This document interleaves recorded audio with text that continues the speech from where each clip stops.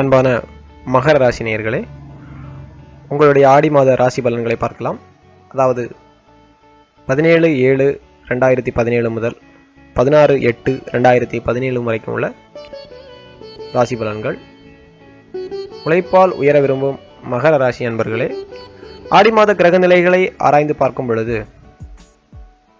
மாத தொடக்கத்தில் உங்கள் ராசிநாதன் சனி வக்கர இயக்கத்தில் இருக்கிறார். அதே நேரத்தில் குரு பகவானின் பரிபூரண பார்வை உங்கள் ராசியில் பதிகிறது. எனவே காரியங்களில் தடை இருந்தாலும் கடைசி நேரத்தில் கைகூடிவிடும். 5, 10 ஆகிய இடங்களுக்கு அதிபதியான சுக்கிரன் 5ஆம் இடத்தில் வலுப்பெற்றிருப்பது யோகம்தான். தொழில் வளர்ச்சி நன்றாக இருக்கும். ஆயினும் சுக்கிரனின் மீது சனியின் பார்வை பதிவதால் பங்குதாரர்களால் ஏமாற்றங்களை சந்திக்க நேரிடலாம். சூரியன், செவ்வாய், புதன் ஆகிய 3 கிரகங்களும் ஒரே சேர உங்கள் ராசியை பார்க்கிறார்கள். இப்படி ஒரு சேர உங்கள் ராசியை பார்க்கும் பொழுது சூரிய பார்வை பதிவதால் அரசு வழி சலுகைகள் எதிர்பார்த்து காத்திருப்பவர்களுக்கு அது கிடைக்கும். சுக லாபாதிபதியான செவ்வாய் நீச்சம் பெற்றிருக்கிறார். அவரோடு 6க்கு அதிபதியான புதன் இருப்பதால் உடன்பிறப்புகள் வழியே சில பிரச்சனைகள் உருவாகலாம். உத்தியோகத்தில் உள்ளவர்களுக்கு மேல் அதிகாரிகளின் ஒத்துழைப்பு குறையலாம். இம்மாதம் ராகு கேதுக்களின் பெயர்ச்சி நடைபெறப் போகிறது. ஜென்ம கேதுவும் 7இல் ராகுவும் சஞ்சரிக்கப் போகிறார்கள். எனவே முழுமையான சர்ப்பதோஷத்தின் பின்னணியில் நிற்கிறீர்கள். இது போன்ற காலங்களில் வளர்ச்சியும் தளர்ச்சியும் மாறி மாறி வந்து கொண்டே இருக்கும்.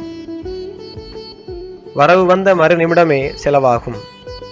எனவே எதை செய்தாலும் ஒரு முறைக்கு பல முறை யோசித்து செய்வது நல்லது.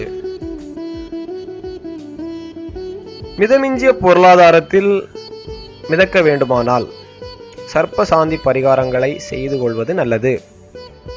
இணக்கமாக நடந்தவர்கள் எதிரிகளாக மாறலாம். எனவே ராகு கேது பெயர்ச்சி உருவான ஓரிரு மாதங்களில் யோகம் பலம் பெற்ற நாளில் சர்ப்ப சாந்தி பரிகாரங்களை செய்து கொள்வது நல்லது. மேலும் வெள்ளிக்கிழமையில் அம்பிகை வழிபாடு உங்களுக்கு நற்பலன்களை ஏற்படுத்தி தரும். அடுத்தபடியாக சிம்ம புதனும் வக்ர புதனும் எப்படி உங்கள் ராசியில் சஞ்சாரம் செய்ய போகிறார்கள் பார்க்கலாம். உங்கள் ராசிக்கு 7ஆம் இடத்தில் சஞ்சரித்து வந்த புதன் ஜூலை 22ஆம் தேதி அஷ்டம ஸ்தானத்திற்கு அடியெடுத்து வைக்கப் போகிறார். மறைந்த புதனால் நிறைந்த தனலாபம் கிடைக்கும்.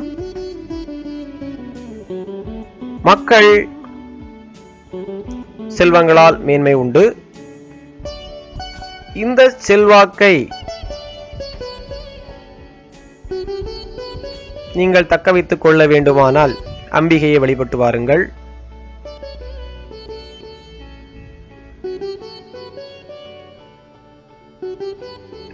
மக்கள் செல்வங்களால் மேன்மை உண்டு. இழந்த செல்வாக்கை மீண்டும் பெறுவீர்கள். மாமன் மைத்துனர் வழியில் ஒத்துழைப்புகள் கிடைக்கலாம். கல்விக்காக எடுத்த முயற்சி கைகூடும். ஜூலை 30ஆம் தேதி சிம்மத்திலும் ஆகஸ்ட் 6ஆம் தேதி கடகத்திலும் புதன் வக்கரம் பெறுகிறார். இந்த வக்கர காலம் உங்களுக்கு ஒரு பொற்காலமாக இருக்கும். உங்கள் ராசிக்கு 6, 9 ஆகிய இடங்களுக்கு அதிபதியானவர் புதன். 6க்கு அதிபதி வக்கரம் பெறுவது யோகம்தான்.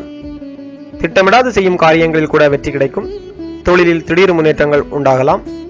கூட்டாளிகள் உங்களுக்கு கூடுதல் லாபம் கொண்டு வந்து சேர்ப்பர். முன்னோர் சொத்துக்களில் முறையான பங்கு கிடைக்கும். அடுத்தபடியாக ராகு கேது பயிற்சி காலம் எப்படி இருக்குன்னு பார்க்கலாம்.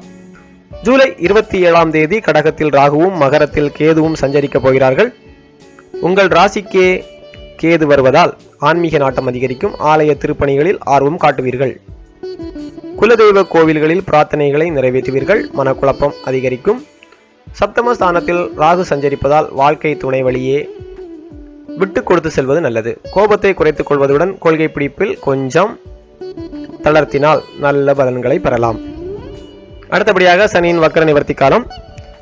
ஆகஸ்ட் 4ஆம் தேதி சனி வக்கர நிவர்த்தி ஆகிறார். அதன் பிறகு உங்களுக்கு இருந்த ஆரோக்கிய தொல்லை அகலும். உற்சாகத்துடன் பணிபுரிவீர்கள். குடும்ப முன்னேற்றம் கருதி எடுத்த முயற்சிகளில் வெற்றி கிடைக்கும். வளர்ச்சி கூடும். வீடு கட்டும் முயற்சியில் இருந்த தடைகள் அகலும். மங்கள ஓசை மனையில் கேட்க வழிபிறக்கும்.